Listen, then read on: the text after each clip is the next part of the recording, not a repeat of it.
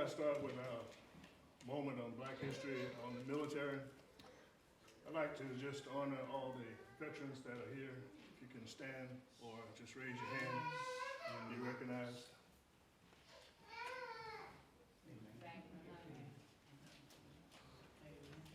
I was asked to do the history on the military. Being a young person, you know, some of the things that the soldiers and veterans went through when they first joined the military way back when. I didn't experience that in the sense that they had to go through. I know that Deacon Fields experienced quite a bit of segregation and a lot of the atrocities that were given to black sailors and black veterans once they came back to the U.S. But I was just going to go over some things here that's registered in our history that shows the racial segregation in the United States Armed Forces. It included separation of white and black military persons into groups. The black groups of sailors, and I say sailors because that's what I served in the Navy as a sailor. We were separated into groups where it was all black groups, but in the Navy, our positions were that we were stewards, quartermasters, and we could not go above the rank of petty officer. But that wasn't afforded to the white sailors, which could increase their rankings all the way up to officer rankings.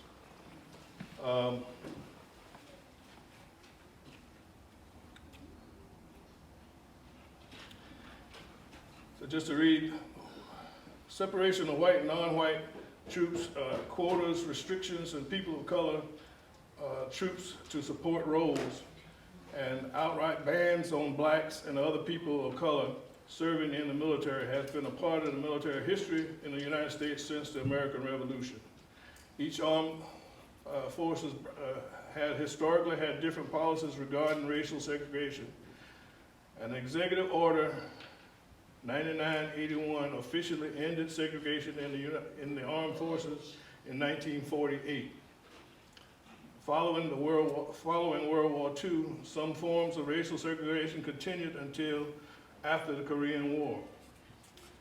When we look at the American Revolution, it's the beginning of the Revolutionary War. Many whites in power were reluctant to allow blacks to carry arms because of fears of an armed slave insurrection.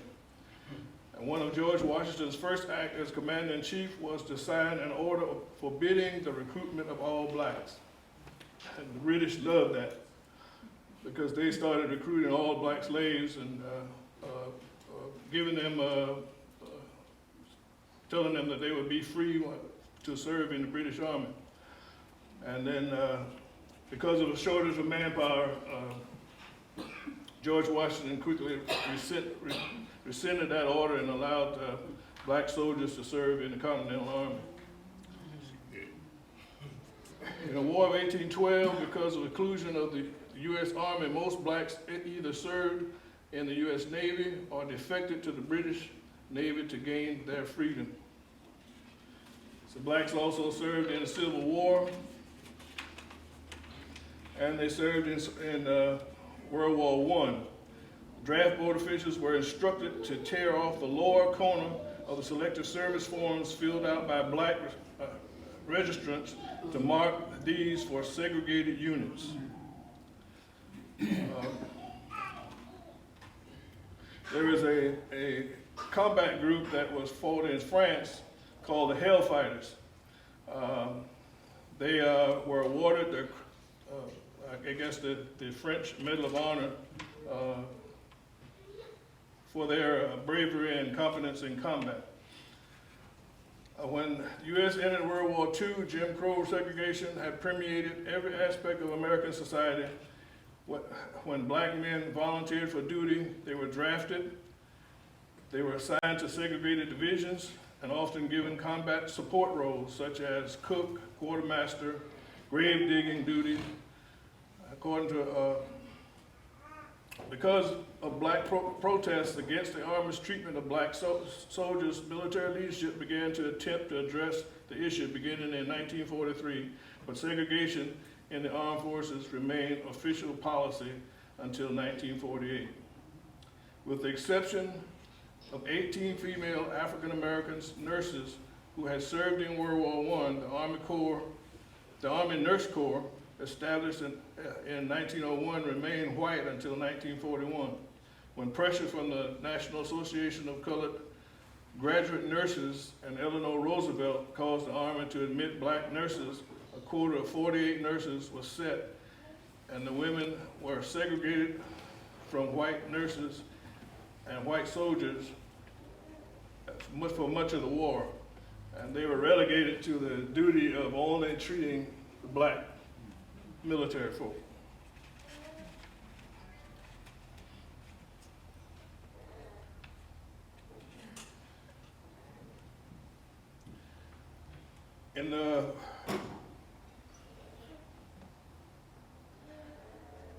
On board Navy ships, black sailors frequently worked as mess attendants, firemen, and coal passers. That was back in the day when the ships was run by steam-driven ships. They had to shovel the coal.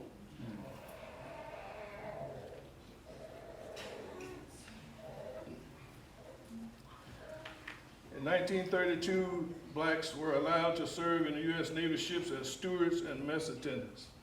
Now, if you're not familiar with the term steward, it's basically what the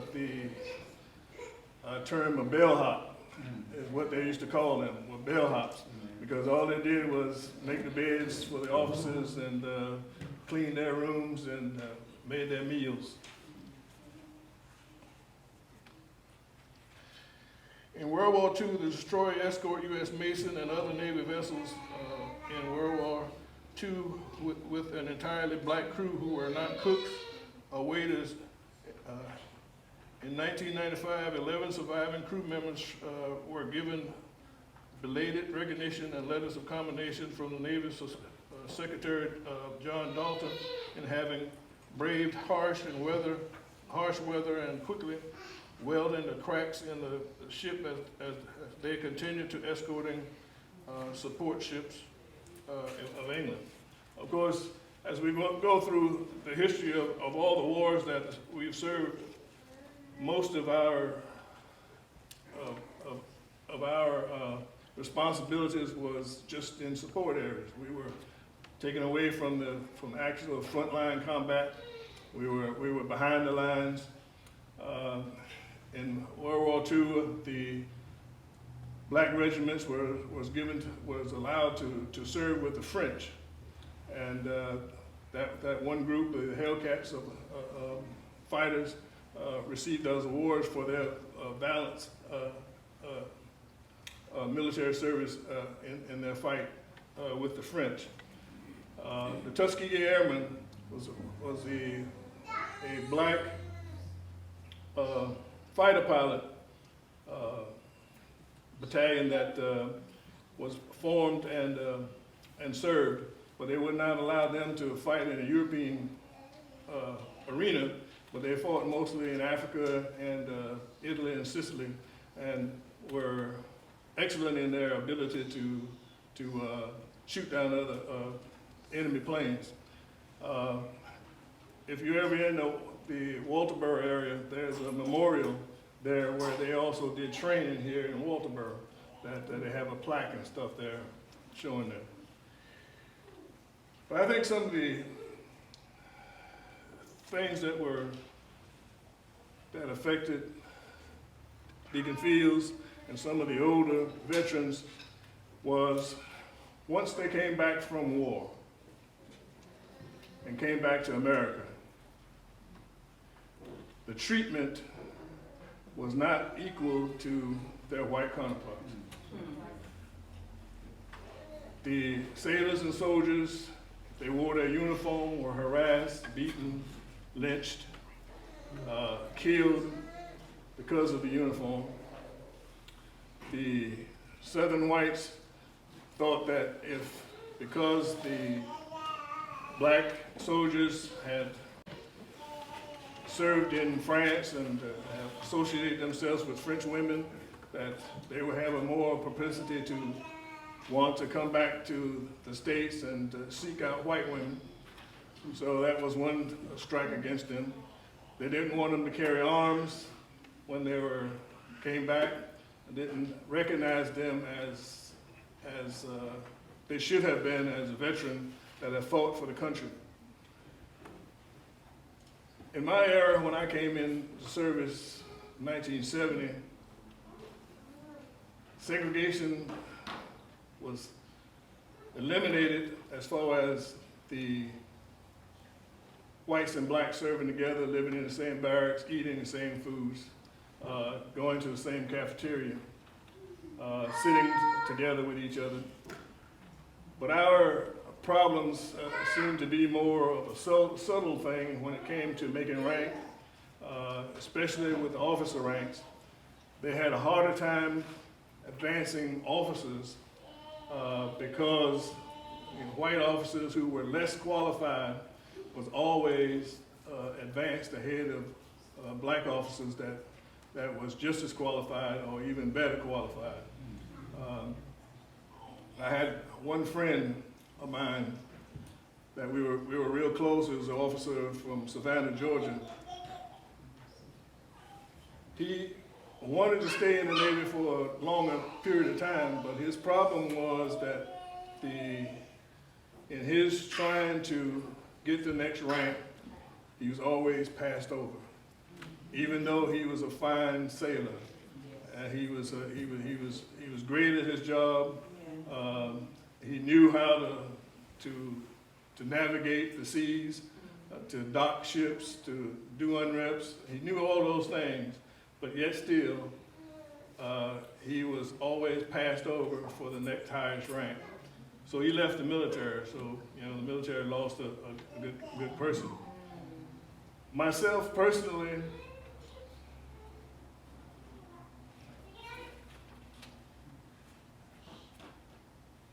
God orders your steps in your life. And sometimes you don't know that He is ordering your steps.